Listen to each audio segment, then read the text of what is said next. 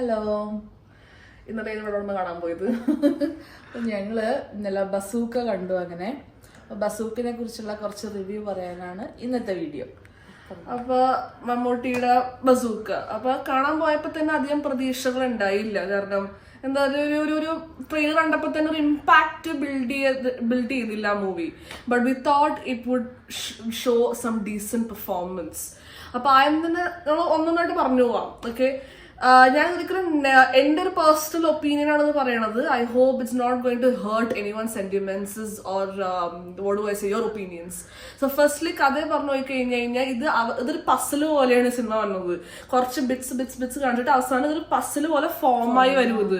പക്ഷെ ആ അവസാനം പസിലുള്ള ഫോമിൽ വന്നപ്പോ സ്റ്റോറി മേഡ് സെൻസ്. ഒരു കണ്ടന്റ് ഉണ്ട്, കണ്ടന്റ് ഇല്ലാതെ അല്ല, ഒരു കഥ ഉണ്ട് അതിനകത്ത്, ഒരു ചെറിയൊരു പ്ലോട്ട് ഉണ്ട്. നമുക്ക് തോന്നിയില്ലേ? അത് കഥ ഉണ്ട് അതിനകത്ത്. എന്താ പറയാ, ഒരു ഗെയിമേഴ്സിന്റെ കഥ, ഒരു ഗെയിമേഴ്സിന് ഒരു വേറൊരു വെറൈറ്റി ആയിട്ടുള്ള സ്റ്റോറി. പക്ഷെ എന്തുകൊണ്ടോ ആ മൂവി അങ്ങോട്ട് മമ്മൂട്ടിനെ പോലത്തെ വലിയൊരു ആക്ടർ അതാ മമ്മൂട്ടി അഭിനയിച്ചുകൊണ്ടിട്ടാണ് ഇത്രയും കൂടി അത് ഓക്കെ ആയത്. പക്ഷെ നല്ലൊരു സ്റ്റോറി എന്തുകൊണ്ടൊരു വർക്ക്ഔട്ട് ആയില്ല. ഇമ്പാക്ട് ബിൽഡ് ആയത് കണ്ടന്റ് ഉണ്ട്, അവസാനത്തെ കണ്ടന്റ് ഉണ്ട്. പക്ഷെ എവിടെയൊക്കെ അത് മിസ്സിംഗ് ബ്ലോക്സ് ഉണ്ട്. അപ്പൊ മിസ്സിംഗ് ബ്ലോക്ക് ഞാൻ പറയാൻ കാരണം തന്നെ ക്യാരക്ടേഴ്സ് മനസ്സിലാവില്ല. ആരാണ് ഷൈൻ ടൈം ഓഫ് സിനിമയെന്ന് എനിക്ക് ഇതുവരെ മനസ്സിലായില്ല. നമുക്ക് മനസ്സിലായോ? മൊത്തത്തിൽ ആ മൂവി ഒരു പൂജ നേരത്തെ പറഞ്ഞ പോലെ പസിൽ മൂവിയാണ്. അവിടെ ഇവിടെ കണക്ട് ചെയ്താണ് ആ മൂവി പോണത്.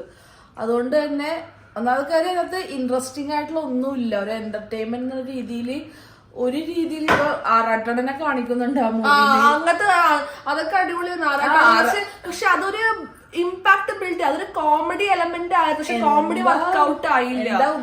പിന്നെ കോമഡി വർക്ക്ഔട്ട് ആയില്ല. പിന്നെ വേറെ കാര്യം പറയാൻ വന്നത് എന്താ വെച്ചാല്, ഈ ഒരു അവസാന സസ്പെൻസ് ഉണ്ട്, ഒരു സസ്പെൻസ് ഉണ്ട്. മമ്മൂട്ടിയുടെ ക്യാരക്ടർ റിവീൽ ആവുന്ന സസ്പെൻസ് ഉണ്ട്. അവരത് വലിയൊരു ബോംബായിട്ട് പൊട്ടിക്കാൻ വെച്ചാണ്. പക്ഷെ അത് വെള്ളം വീണു പോയി അതിനകത്ത്. കാരണം അത് അത്ര ഒരു ഇമ്പാക്ട് കണ്ടിരിക്കണ. ഓക്കെ, ഒരു ഇൻട്രസ്റ്റിംഗ് ഇല്ലാത്തൊരു സ്റ്റോറി ഉണ്ട് അതിനകത്ത്, നല്ലൊരു സ്റ്റോറി ഉണ്ട്. പക്ഷെ എന്തുകൊണ്ടും അത് ആ മേക്കിംഗ് ആണോ, മൊത്തത്തിൽ ആക്ടിങ് മേക്കിംഗ് എല്ലാം ഒരു ഇമ്പാക്ട് ബിൽഡ് ആയില്ല. സസ്പെൻസ് തിയേറ്ററിൽ ഇരുന്ന് നമുക്ക് നന്നായിട്ട് ബോറടിച്ചു. ഞങ്ങള് പറഞ്ഞ പോലെ പോയതിന് ഇതേപോലെ റിവ്യൂ കേട്ട് തന്നെ. പക്ഷെ പല റിവ്യൂസും ഫിലിം കാണുമ്പോഴേക്കും അതേമാതിരി ആയിരിക്കില്ല. എമ്പുരാൻ തന്നെ ഒരു example. See, I'm not comparing the movies of two big stars of Malayalam, but it just got like a release at the same time, due to which there's no choice in comparing it. അപ്പൊ അത് okay, ആ reviews okay അല്ല. എന്തായാലും നമുക്ക് നോക്കാൻ പോയത്. പക്ഷെ ചെന്നിരുന്നു കഴിഞ്ഞാൽ ഫസ്റ്റ് തുടങ്ങി അവസാനം വരെ ഈ ഇന്റർവെല്ലിൽ 5 മിനിറ്റ് മുമ്പ് ഓപ്പറേറ്റർ തുറന്നു നോക്കുന്നുണ്ടായി. നമ്മൾ ക്ലോസ് ചെയ്തോട്ടെ, ആരും ഇല്ലെങ്കിൽ ഇറങ്ങിപ്പോയി കഴിഞ്ഞാൽ ഓഫ് ചെയ്യാത്ത രീതിയിൽ. കാരണം ബോറടിക്കും. അവരുടെ ത്രില്ലിംഗ് എലമെന്റ് വെച്ചിട്ട് ഞാൻ പറഞ്ഞ പോലെ ക്ലൈമാക്സ് ഞാൻ പറയണം. പക്ഷെ അതൊന്നും വർക്ക്ഔട്ട് ആയില്ല. അപ്പൊ കഥയുടെ കാര്യം ഇത്. അഭിനയത്തിന്റെ കാര്യം പറഞ്ഞു കഴിഞ്ഞാല് ആ സിനിമയിലെ രണ്ട് കാര്യം ഇഷ്ടപ്പെടുന്ന ബാക്ക്ഗ്രൗണ്ട് മ്യൂസിക് ഇങ്ങനെ വന്നിട്ടുണ്ട്. എല്ലാ 5 മിനിറ്റിലും ഇങ്ങനെ ഒരു ബീജിയം പ്ലേ ആയിക്കൊണ്ടിരിക്കുന്നുണ്ട്. ചിലതൊക്കെ ആവശ്യമില്ലാത്ത സ്ഥലത്ത്, ഒരു ആവശ്യമില്ലാത്ത സ്ഥലങ്ങളിലൊക്കെയാണ് ചിലത് വർക്കുണ്ട്. എന്തിനാണ് ഇപ്പോഴും ബീജിയം തോന്നിപ്പോവും. അതേപോലെ രണ്ടാമത്തെ ചിലതൊക്കെ നല്ല രസമുള്ള ബീജിയം. രണ്ടാമത്തെ ഇവരൊക്കെ ഡ്രസ്സിങ് കാണാൻ നല്ല ഭംഗിയുണ്ട്. എനിക്ക് തോന്നി സിനിമയുടെ പകുതി കാശുകളുടെ ഡ്രസ്സിങ് ആണെന്ന് തോന്നുന്നു. അതൊരു വലിയ പോയിന്റ്. ആ മൂവിയിൽ കൂടുതലും മമ്മൂട്ടിനെ പ്രൊജക്ട് ചെയ്ത് കാണിക്കണം. അത് ആദ്യം തന്നെ മമ്മൂട്ടി എന്ന വലിയൊരു ആക്ടറിന് ആ റോള് ചേരുന്നില്ല. അത് ഒരുപാട് അങ്ങോട്ട് എന്താ നമ്മൾ ഓവർ ആക്ടിങ് ആയിട്ടൊക്കെ തോന്നി. പിന്നെ അതിനകത്ത് കൂടുതലും കാണിക്കണ ആഡ് ആയിട്ടാ കാണിക്കണ ഷൂ, ഡ്രസ് കോഡ്, ലൂയി വിറ്റോന്റെ സ്പെക്സ്, അങ്ങനെ പല കാര്യങ്ങളും കൂടുതൽ ആ ഒരു രീതിയാണ്. മമ്മൂട്ടി മാത്രമല്ല, ഗൗതം വാസുദേവൻ ഇട്ടുണ്ടോ ഇവര് രണ്ടുപേരുടെ അങ്ങാടിങ്ങാടും ഒരു റാമ്പ് തോന്നുന്നത്. പിന്നെ കുറച്ച് നായികമാരെ അതിനകത്ത് കൊണ്ടുവന്നിട്ടുണ്ട്, പുറത്തുനിന്നുള്ള നായികമാരാ. അവരെയൊക്കെ വെച്ച് ഫുള്ള് ഫാഷൻ വോക്ക് പോലെ തോന്നുന്നത്. അല്ലാതെ അപ്പൊ അഭിനയം എന്നാണ് ഇവരങ്ങനെ എവിടെയാണ് അഭിനയം എന്ന് തോന്നിപ്പോകും. സ്റ്റോറി ഉണ്ട്, പക്ഷെ സ്റ്റോറി ആക്ടഡ് ടു ദാറ്റ്. ഒരു ആവശ്യമില്ലാത്ത കുറെ ഫൈറ്റ് സീൻ. ഇവിടെ ഇപ്പൊ എന്തിനാ ഒരു ഫൈറ്റ് തോന്നിപ്പോവും. എന്തിനാ ഇവിടെ തല്ലുപിടിക്കണത്? വെറുതെ കുറെ അക്കരെ പോകണം. മമ്മൂട്ടി അയാൾ ഇടിച്ചിടുന്നുണ്ട്. അതിനൊക്കെ അതും ഇവരുടെ കഥയും അയാളുടെ ക്യാരക്ടറും തമ്മിൽ വലിയൊരു ബന്ധമുണ്ടെന്ന് എനിക്ക് തോന്നണില്ല. പിന്നെ അത് നല്ലൊരു എലമെന്റ് മമ്മൂട്ടിയുടെ അവസാന ക്യാരക്ടർ റിവീൽ ആവുമ്പോ ട്രാൻസ്ഫോർമേഷൻ ഉണ്ട്, അയാളുടെ ബോഡി ലാംഗ്വേജ്, ഒരു ബോഡി, അതൊരു അടിപൊളി സാധനം ഇരിക്കുന്നത്. ആ ഒരു സാധനം മാത്രം മൂവിൽ അടിപൊളി. ഒരു ഡാൻസും സ്റ്റൈലാണ്.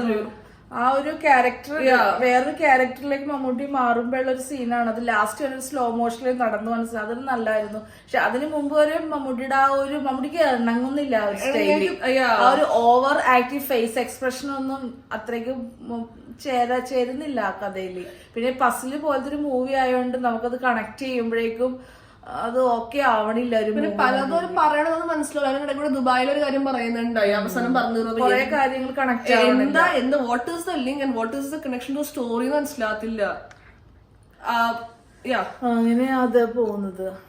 അപ്പൊ നിങ്ങൾ മൊത്തം പറഞ്ഞു വരുന്നത് ഇതിന്റെ ത്രെഡ് നല്ലതായിരുന്നു, അത് കുറച്ചും കൂടി ഡെവലപ്പ് ചെയ്ത് ഒരു ഇച്ചിരിയും കൂടി ഒരു ഡയറക്ടറൽ സപ്പോർട്ടും കൂടി വന്നിരുന്നെങ്കിൽ അത് നന്നായിരുന്നു. പിന്നെ കാസ്റ്റിംഗ്, അത് സ്റ്റോറിയുടെ മോളിൽ പോയി കാസ്റ്റിംഗ് എന്ന് തോന്നും പലപ്പോഴും.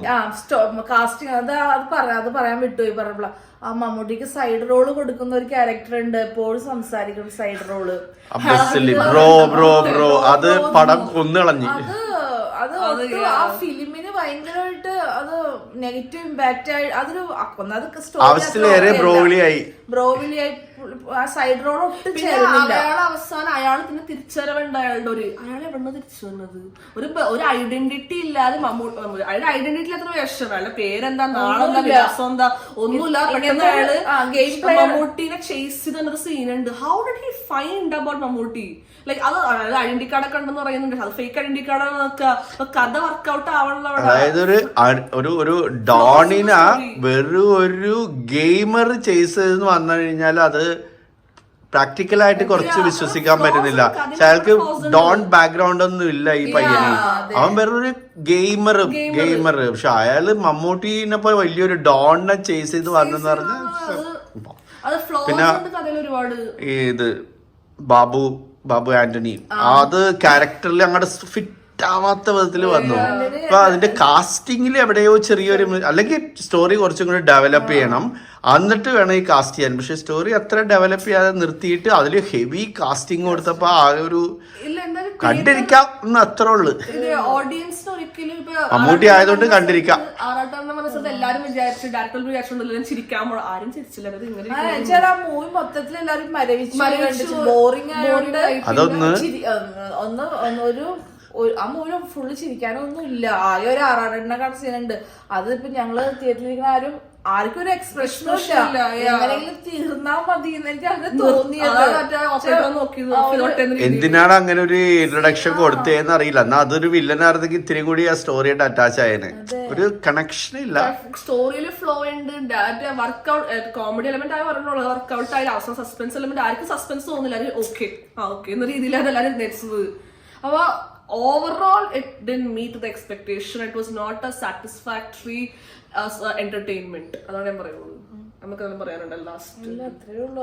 ഏതെങ്കിലും ഒരു സ്പെസിഫിക് ഏരിയ ഇതിൻ്റെ അകത്ത് എടുത്തിട്ട്, അതായത് സ്റ്റോറി നല്ലതാണോ, കാസ്റ്റിംഗ് നല്ലതായിരുന്നോ എന്ന് ചോദിച്ചാല് പറയാൻ. മ്യൂസിക് എന്ന് വെച്ചാൽ ഓക്കെ, എല്ലാം ഓക്കെ. ഇത്രയെങ്കിലും കാണാൻ ഭംഗി വന്നത് മമ്മൂട്ടി വന്നോണ്ട് മാത്രം എന്ന് പറയാം. ഓക്കെന്ന് പറയാൻ പറ്റില്ല. നമുക്ക് ഒന്നത് ആ സ്റ്റോറി തന്നെ നമുക്ക് ഇഷ്ടവുമില്ല. പിന്നെ കാസ്റ്റിംഗ് തരത്തില് ഫിറ്റ് ആവുന്നില്ല ഒന്നും തമ്മിൽ അങ്ങോട്ട്. ഗൗതം മേനോൻ, മമ്മൂട്ടി, ബാബു ആന്റണി, പയ്യൻ വന്നത്, ഗെയിമർ, ഇതെല്ലാവരും തമ്മിൽ മമ്മൂട്ടിയുടെ ക്യാരക്ടർ ചേഞ്ച് വരുന്നുണ്ടല്ലോ കുറച്ച് ഹാഫ് പോർഷൻ കഴിയുമ്പോഴേക്കും. അതൊക്കെ ഭയങ്കര ബോറിംഗ് ആയിട്ട് നമുക്ക് ഒന്നും ഒരു ചേഞ്ച് ആയിട്ട് ഫീൽ ചെയ്യണില്ല. ഇപ്പൊ റിവ്യൂ പറഞ്ഞവര് തന്നെ പറഞ്ഞ് സെക്കൻഡ് ഹാഫ് ആവുമ്പോഴേക്കും ഭയങ്കര ഒരു സംഭവം നടക്കുന്നുണ്ട്. അതോടുകൂടി ആ മൂവിക്ക് ഒരു ചേഞ്ച് വരും എന്നൊക്കെ പറഞ്ഞു. പ്രത്യേകിച്ച് അതൊരു ചേഞ്ച് ആയിട്ട് തോന്നിയില്ല. വെച്ചാൽ ആ കഥ അങ്ങനെ പോകുന്നത്. ഷൈൻ ടോം ആരാന്ന് മനസ്സിലാവുന്ന കമന്റ്. ഷൈൻ ടോം, കാരണം ഇവര് ഉദ്ദേശിച്ച എനിക്ക് മനസ്സിലായി ഇനി മമ്മൂട്ടിയുടെ ഗ്യാങ് ആണെങ്കിൽ അവസാനം ഗ്യാങ് ഫുള്ള് നടന്നൊരു സീനുണ്ട് എയർപോർട്ടിന്റെ റൺവേയില്. അതായത് ഷൈൻ ടോം ഇല്ല. പക്ഷെ ഷൈൻ ടോമിന്റെ ഒപ്പം കാർ ഓടിച്ചിരുന്ന ആള് കസ്റ്റഡിയിൽ വന്ന ആള്, അയാൾ എങ്ങനെ ഇറങ്ങി അറിയില്ല. പിടിയോടെ ഇറങ്ങിയതായിരിക്കും. പക്ഷെ who is Shine Tom? Comment it and bye. അത്രേ ഉള്ളൂ പറയാനായിട്ട്. ടാറ്റ.